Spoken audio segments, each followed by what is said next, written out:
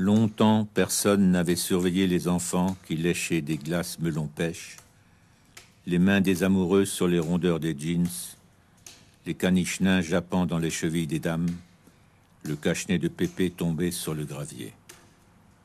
Même les calices de fleurs du gazon arrosé et l'écorce patiente des grands centenaires commençaient à bâiller. Mais un jour, une énorme libellule déguisée en pantin immobile désarticulait le vent, dorénavant entre Europe Conseil et Joséphine Pavillon. Elle donnait des ordres muets à une famille d'anciens troncs d'arbres que la hache d'un magicien avait transformé en statue sentinelle.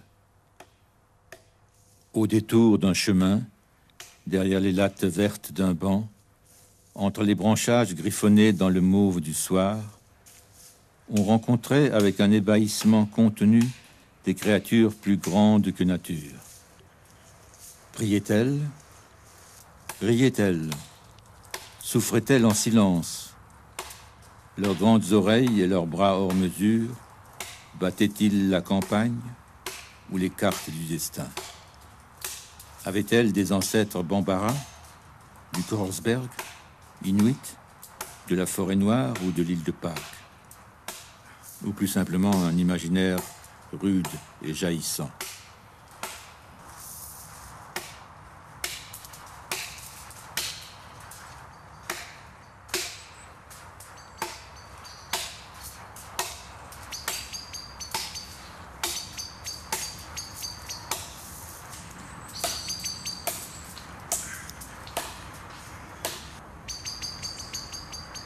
Au fond, moi, j'aurais aimé vivre ici le temps de l'expo, être dedans, être tout le temps là.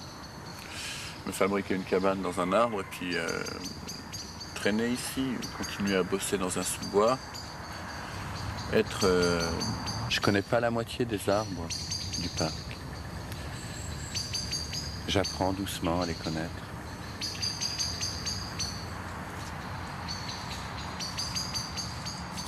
J'ai grimpé dans lui. Dans ces trois êtres rouges.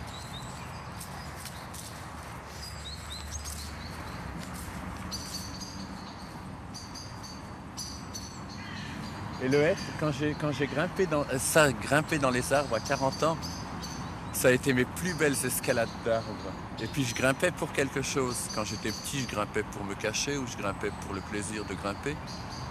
Mais là, je les ai escaladés avec un bonheur, ces trois arbres qui tiennent à Kenaton.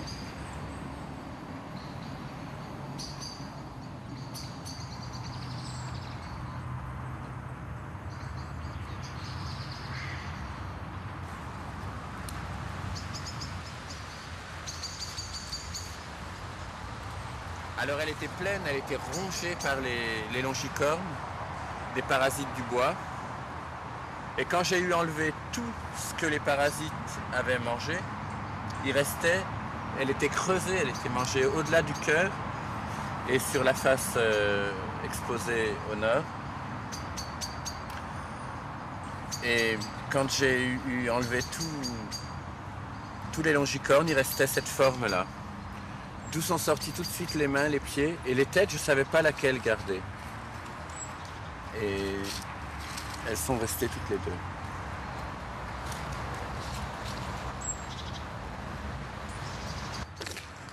Comment tu trouves?